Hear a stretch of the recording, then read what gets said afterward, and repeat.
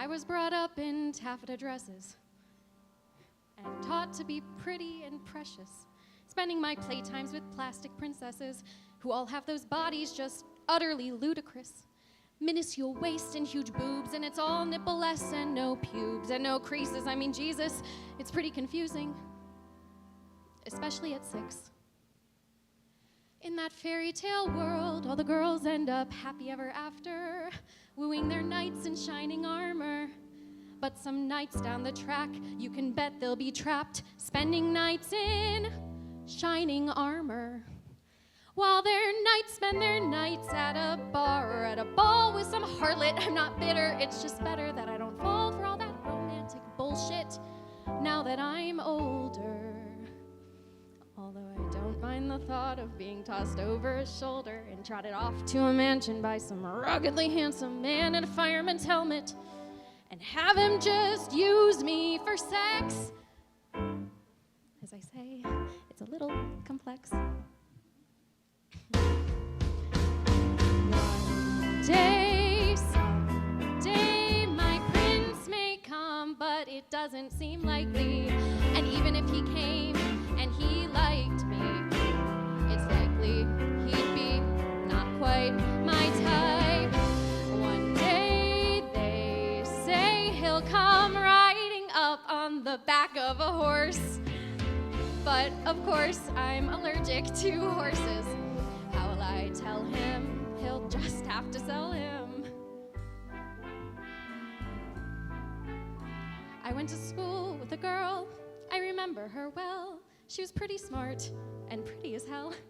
Her folks had a farm, but she wouldn't stay, of course. She wanted Prince Charming, so she went to LA, of course. Managed to seduce a famous actor or producer, shacked up in a house in the hills with a cat and a juicer in a fancy car and a tennis court. But the guy wasn't quite the cat she thought she caught. He treats her like trash, and then you know the drill. Takes his cat and his cash and finds some younger girl. So she's stuck with this stupid Corvette and an empty swimming pool, which she fills with regret. Smart girl, but kinda dumb. And I'd rather be lonely than sit on my fanny, waiting for my prince to come. One day, someday, he'll come sweeping in and sweep me off my feet and spend the next 4 decades wanting to cheat on me, getting less handsome and fighting his dragons. He'd know what to wear. He'd have a full head of hair, and his eyes would be brown or blue or green, well, I don't care. And his body would be toned with those pecs like you get at the gym. But he won't spend all his time at the gym, and he'll love reading books. He'll be an excellent cook, be good looking but not too aware of his looks.